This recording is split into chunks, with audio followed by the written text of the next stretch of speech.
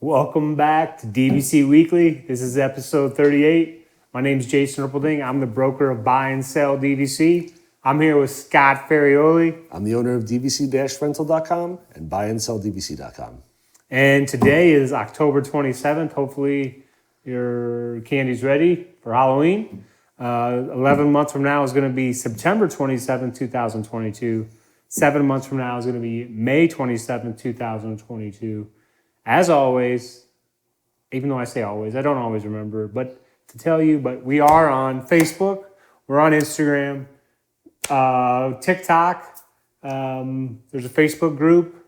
You can find us everywhere. There's links down below, share it with your friends. Your friends want to rent DVC points, send them this video. They're looking to buy DVC, they need to sell their DVC. We can help everybody out. Made me think, what are your kids doing for Halloween? Do you know what they're planning on doing this year? Like, They're going out, but they decide costume last minute. Same line. So it's not even decided yet. So because if you decide something on the 26th, the 27th, they want something else. The 28th, they want something else. So. Yeah, my one son, my older one, he and his friends typically do like a themed costume type thing together. My younger one, not so much. So I know my older one's going out with his friends.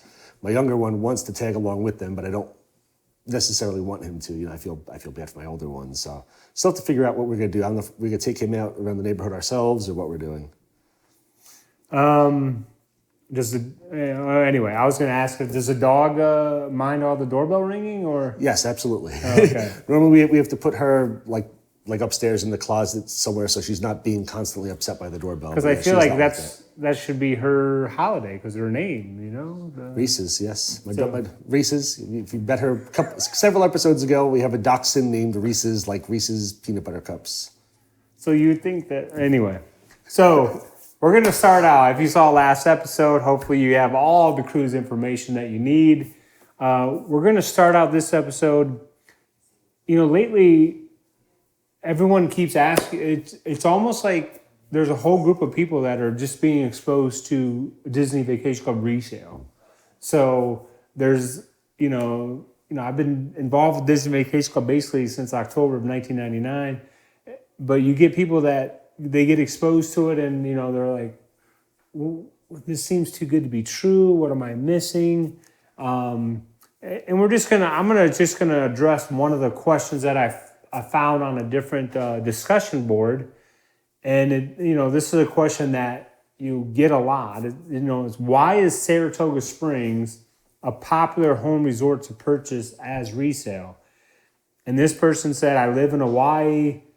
I'll try not to read the whole thing verbatim, but I know that there's people out there that don't want to read the different discussions boards. They're looking for the information. So I apologize if, I'm just reading it, but, there's some people that don't have time to go through and read all the different things.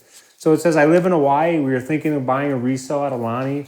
Many people suggested buying at Saratoga Springs and just using the points at Alani. We won't really be staying during peak time, so we don't necessarily need the 11-month window at Alani. We will probably use it more spontaneously if there's an open room. We would probably travel to Orlando maybe every other year and more to California. Would you recommend Saratoga Springs resale still? What about Beach Club or any other recommendations on which home base to purchase at? We have kids ages 7, 5, and 1 on the way. So, one of the comments was, Saratoga Springs has good time left, dues are lower, and buy-in price is decent. Many buy for sleep around points so they can use elsewhere. Spontaneous and DVC don't really go together. And I'll just stop there and again, they do not. Like, you do not want to buy into DVC if you're putting your foot down and you're going to say, I'm not going to make any reservations more than, 4 to 8 weeks in advance, because you would just set yourself up for complete disappointment. The program is it's not designed for that. It just and it can happen very easily. You can look for possibly 3 nights from now and find something that's been canceled. But yeah, as you said, if you're not planning most of the time, you're going to be very disappointed. If you're going to do that and you're a local, I would say okay. Oh yeah. But if you're going to do that and you live in Columbus, Ohio, and you have 2 kids and you're trying to do travel around, their break, I would say that's probably not going to happen. What if they're not from Columbus, Ohio? or from What if they're from like Iowa? Macon, Georgia, or Waterloo, Georgia. Iowa, Cedar Rapids, Iowa. So I just wanted to say, spontaneous and DVC don't really go together. If you're not going to take advantage to book prior to 7 months, home resort does not matter. So again, if you're making reservations less than 7 months in advance, it is just simply first come, first served. Yeah. It doesn't matter where you own. So if you're online at 10:10 a.m. and you own at Saratoga Springs, and there's a studio at Bay Lake Tower that's available for the dates that you want, you can book it. And if the person 5 minutes from now gets on and owns at Bay Lake Tower, just because that person owns at Bay Lake Tower, they can't book you, they can't take that reservation away from you. Once you've secured it, it's yours. So under 7 months, it doesn't matter where you own. It's just simply first come, first serve. Yeah, I know, as you know, I mean, when we first became DVC members, we bought Saratoga Springs specifically just for the best bang for the buck. Lower dues, late expiration, lower buy-in price. And then when we added on again, we picked Saratoga Springs again for the same exact reasons. And then there are other ones like we had on a Boardwalk and Animal Kingdom over the years, as we knew that we wanted the 11-month priority booking window. But like bang for the buck, and if you know you can be booking less than 7 months out, or if you're flexible, I mean, Saratoga Springs is an absolutely fantastic option. So again, that's what my family did twice in a row because we enjoyed it so much. And then the last comment from this same person, it said, but even trying to book a few months out is going to provide is going to be difficult most of the year, regardless of where you own. Yeah, again, if you're making reservations, 1 to 2 months in advance, it's going to be very difficult, very, scattered. And then I thought this was good. This was another person commenting, and basically they're almost in the exact same situation. It says, we use Resale Saratoga Springs points specifically for Alani, and it works great. We decided to do this for 3 reasons. Similar purchase price, but Saratoga has lower maintenance fees. And given Alani beachfront, over time the maintenance fees difference should only get bigger. Over time, we think the value of Saratoga Springs will hold better as it is at a Walt Disney World as opposed to off on its own in Hawaii. As Disney Springs continues to grow and improve, this should boost Saratoga Springs as well. And then the person added, we don't travel during peak times or the holidays, and we like the less in-demand ocean view room category. If the above wasn't the case, we likely would have purchased an Alani contract for 11-month booking priority. Either way you go, you'll have many great times staying at Alani. So, I thought that was good that the person gave, because, that's what, when you're out there and you're exploring DVC ownership, I can answer questions for you all day long, up and down, right and left. But when you get real world scenarios, again, you can join our Facebook page. There's many other Facebook pages. There's discussion boards. You can ask the question and say, you can, we're a family of 4. We want a vacation this time of year. We're thinking about buying this resort.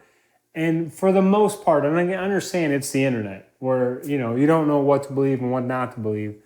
But my guess is you're going to get a majority of people helping you out in the way that you need to be helped. Because if you say, I want to own Beach Club and I want to make my reservation 1 month in advance, I'm going to guess that 90% of the people are going to tell you that's not going to happen. Yeah. So in that regards, the DVC owners, in my opinion, are they do a good job of sharing their knowledge with other people that are not familiar with DVC. Yeah. So, for the most part, you're going to get great information. You're going to get real life experience.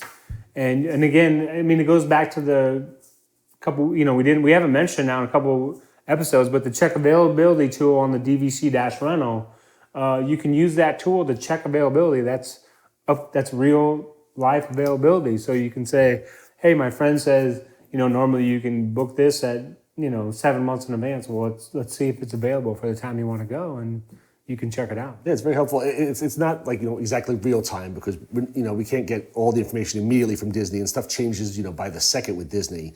But, several times a day, everything is updated. So it's as close as you're going to get to real availability, just without logging in as a DVC member. So if you're not a DVC member, the check availability button on DVC-rental.com is definitely very helpful. So, I hope that helps, because if you're new out there, you will hear a lot of people saying Saratoga Springs is the way to go, especially if you're making reservations less than 7 months in advance. It's a great point. Hopefully that answers some of your questions on, that's the common theme among, members is that's why they will steer you there. And those are some of the reasons why. So hopefully that was helpful. If you do have any, other questions, you can always leave them in the comment, or you can send me an email directly at jason@buyandselldvc.com. So now we're going to go into the food review of the week. So I don't know if this is going to be from the cruise ship or what is this going to be? Come here, I'm gonna eat you! Get in my belly! This is not from the cruise ship, but this is from the new, and we went pretty much opening week of Space 220 in Epcot. In Epcot. Epcot's a group that I'm in as well. Really good people too. That was a nice little shout out for him. Shout out to Chris Malik and the whole Epcot team, Stacey Nyman, Michael Black, great guys in Epcot. But yeah, we went to Space 220, which is the new space-themed restaurant in Epcot, right by Mission Space. Most expensive meal we've ever had. It was just my wife and I left the kids home because it's $79 per person for a price-fixed meal. $55 for the lunch, but for dinner it's $79 per person. You get an appetizer, an entree, and a dessert. To start off, I'm doing all three here. I got the Big Bang burrata, which is a burrata de mozzarella, grilled artichoke hearts, arugula, sunflower seed, romesco, and I think it's romesco. If I pronounce that wrong, I'm sorry. But it's fresh mozzarella with a little like oil and seasoning on it. Very, very good. I love mozzarella. For the first time ever, like mozzarella is normally like relatively a solid. Inside of this was very, very soft and mushy, and it was very, very good though. I enjoyed it. I gave that a 7.2. I would definitely get that again. It's not on this list, but I know my wife had the fried calamari, which was decent. They gave you a smaller portion. Half of the portion was calamari, half of it was like spicy peppers that were fried up. So they look like the calamari. So it looks like you're getting a lot, and then you're going through it, or then somebody accidentally eats one of the fried peppers and is not so thrilled about that. But that was okay. I got the 8-ounce filet mignon for my main meal. I'm a big steak guy. I love steak. This came with the Cabernet butter, potato leek croquette, which was actually, the potato leek croquette was really, really good. I can never pronounce it. I don't know if it's haricot vert, essentially green beans. And we had the option, we added on 3 shrimp for $9. It was decent sized shrimp for $9. The filet mignon was rather basic. How'd you get it done? I always get medium or medium rare. Okay. So I like Those are good choices in my opinion. Yeah, I don't typically like it red inside, but I do like it pink throughout. I like it pink, so I like it nice and soft still. I don't kill it. The butter was good, but it didn't have a lot of flavor. I guess, when they're making it for a lot of people, they can't season it as well as I would like. So I had asked for some salt, and they came over and they had it in very fancy style. They bring over a little plate that has like this flaked sea salt on it and some pepper and this tiny little spoon that you use. I'd sit there and shake it on there. And it was a lot better after I put some salt and some pepper on it as well. But it was good, but it was, for $79, it wasn't an amazing filet. I gave it a 6.1 on the filet scale. It's still maybe a little above average, but it's a relatively average filet. It was good, but it wasn't, oh my gosh, this is an $80 meal here. It was good. It's a basic filet. The best part, though, was the dessert. And I had the chocolate cheesecake. It was a whipped chocolate ganache, chocolate sauce, white chocolate crunchy pearls, chocolate crumbs, then little pieces of chocolate on top of it. It wasn't really, it says cheesecake. It was more of like a mousse consistency, but it still was very, very tasty. I gave this a 7.8. It was probably the best item I had there. My wife had it was the vegan carrot cake, which I'm not gonna do the whole thing on it, but it was just a small little carrot cake, but had a little like salted pumpkin seeds on top of it. So it was a little salty and sweet. That was really, really good too. And that was they warned you like this is the vegan you got item. it? She had it. Of course I you taste got over? everything. Oh I taste my. everything. Oh my. I tasted the calamari and I tasted the carrot cake. She got the filet mignon as well. If she had got something else, I would have tasted that too because I'm a pig.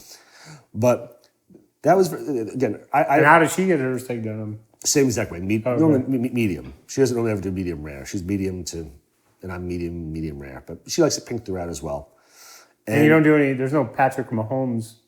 You know how what's he has with his steak, right? I do not know that. Okay, we better not get into that because that'll create a bunch of controversy. Okay. But he puts ketchup on his steak. See, It's a monster. I Only a monster would do that. I'm sorry, that's folks. for Patrick Mahomes fans out there. I've had steak and eggs in the morning, and if you're having like a steak and eggs, maybe a little ketchup because I like ketchup with my eggs, but not on like a main steak. Like if it's a not so great steak not me that you either. have with I'm just eggs. saying that. Like I'm not. You take a nice piece of meat. I was and just put checking to make ketchup, sure. No ketchup on that. But this was very good, and again, the vegan carrot cake was very good as well. A little saltiness to it. Both are very, very enjoyable. So again, mozzarella was a 7.2. Filet Mignon was rather basic, but still, it's a Filet Mignon. Steak's good, 6.1. And the chocolate cheesecake was the best item with a 7.8. And that's the end of my food review. Well, what about the was it busy, the ambiance? Well, I'm doing that after the food. Oh, sorry. Here we go. That was the end of the food review. That was the end of the food review. Now folks. to continue, I did go over the restaurant itself. Oh, here we go. I did not know this was coming. I'm doing a lot of talking recently between the cruise last week and the Space 220 this week. But when you walk into the restaurant, again, I'm always as honest as I can be, and sometimes Disney lets me down a little bit. When you walk into the restaurant, very nice. You go up the space elevator. So essentially what they do is they say you're in like a space station, like tethered to the U.S. So you go in a little like, essentially like a hydrolator. It's a fake thing. You're not going anywhere. It's fake elevator, shakes you. But what's cool is, it's like a circle and you look down and there's the earth below and you watch yourself go away from it. If you look up, there's another screen on the ceiling. So you look like you're going towards the space station. Fantastically done. Disney did a knockout job with that stuff. Really, really, really cool. Then you open up and it goes into the restaurant. And when you walk into the restaurant, there's like the bar on your sides, and there's all the seats are in front of you, and it's like, I would say like a rotunda almost, but it's like a half dome, like there's a little like domed wall in front of you, and that's where like the seating is like on the screens. And right in the middle section, you've got the Earth. And there's, they have like little space stations every couple minutes like that go by, or there's like, they have like astronauts that come by and they'll wave to you, or they'll take a selfie, and the ones that come by, I don't want to ruin it for people, but they also have guys with two astronauts are like fighting with lightsabers at one point throughout the restaurant. It's very, very cool. But when we walked in, they seated us someone all the way to the right on the screen, which is like, oh cool, we're on the screen, this is great. And we sat there, and if you're looking at our screens, it's just black. There's nothing there. I'm like, you're paying $79 per person. It's a good amount of money for me. That's the most I've ever spent on a meal, to be honest. And it was just sitting there looking at black. And I'm looking at all the other tables like down the restaurant, and they're seeing the Earth and there's stuff going on. I'm like, well, this is kind of anticlimactic here. I was like, what the heck? I was talking, so the waitress came over. I said, is anything going to happen on these screens? Because you're paying for the ambiance here.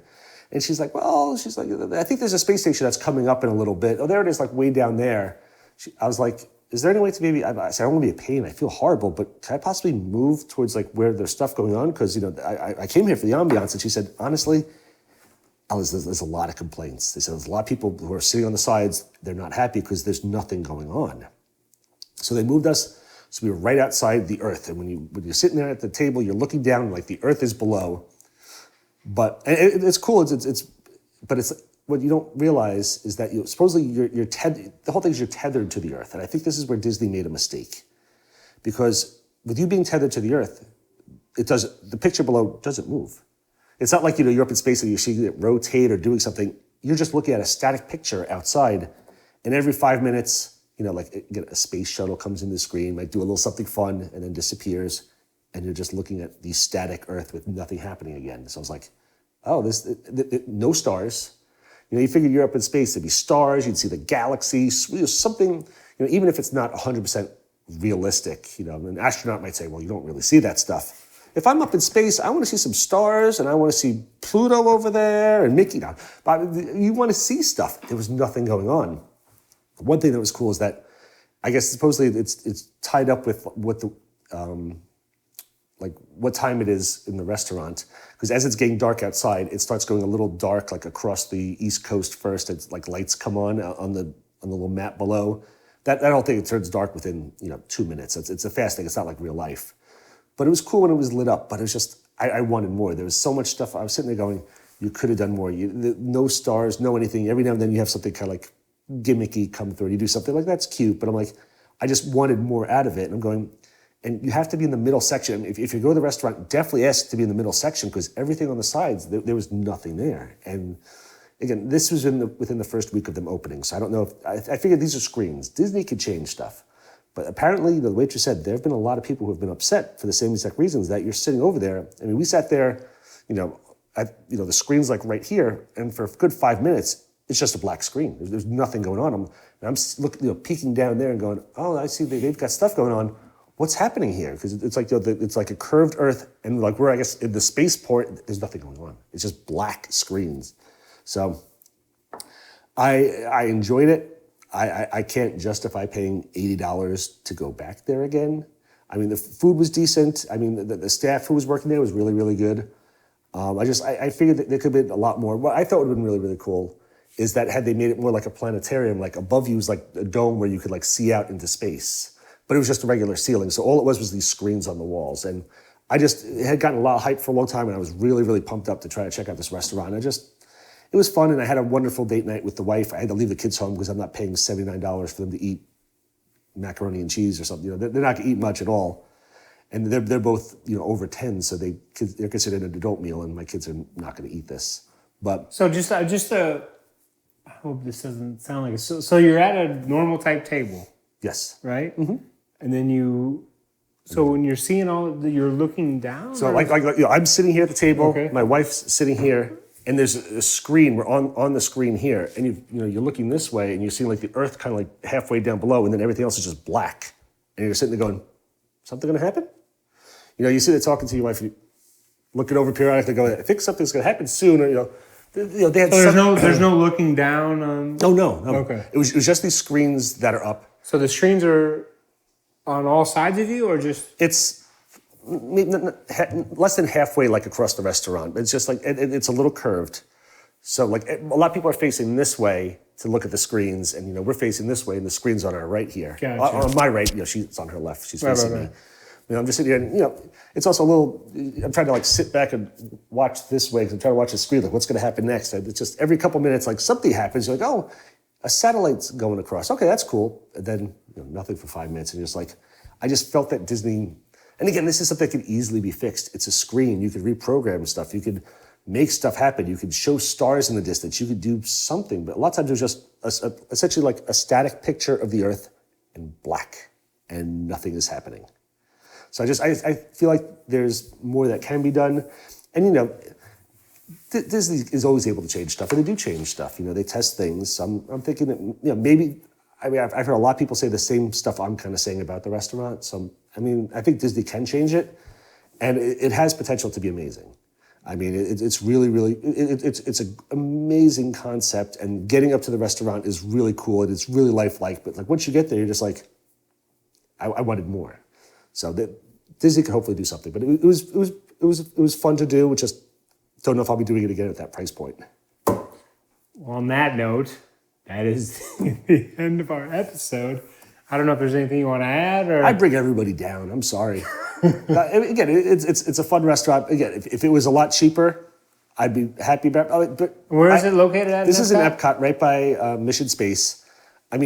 For the atmosphere and everything, I figured you're better off going to Coral Reef, where you can sit on the big fish tanks and there's stuff going on and really interactive. Or going to a sci-fi dine-in, where you're sitting there in the themed cars and watching the movies. Like there's stuff going on where this was really cool, and then just nothing would happen. In 5 minutes, like something would come through for 10 seconds of a little spaceship coming through, and then it'd be gone and blank again for another 5 minutes. It felt like it needed more. And I sat there, I was like, I like the atmosphere better at Coral Reef and a sci-fi. There's just seemed to be more stuff going on. And again, it's screened, it's programmed, so this is stuff that Disney can easily fix. And I'm hoping that sometime... once they see this episode, I'm sure they're going to make changes, and it'll be fantastic. Call me, Mr. Chapek. I'll give you some suggestions. We've got this, buddy. You can save this restaurant. Thanks for watching. Be sure to hit the like button, Be sure to hit the subscribe button. Come back next week so we can find out where Scott is eating again. And again, Jason was going over all the resale stuff. Check out our resales group. It's on Facebook. It's Disney Vacation Club Resales and then DVC. But if you search for Disney Vacation Club Resales, you can probably find the group. I think there's like almost 18,000 people in it right now. So it's the largest group specifically for resales. But we do regular Disney questions as well. But that's a great group. So you're not just getting information from us who you think could possibly be biased.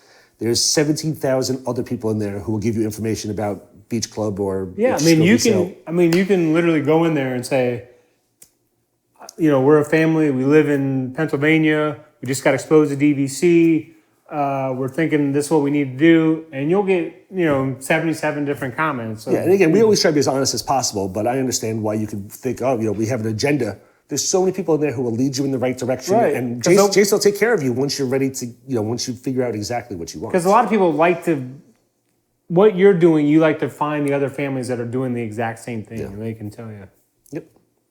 So thanks for watching, and we'll see you next week. We appreciate all of you. Thank you so much.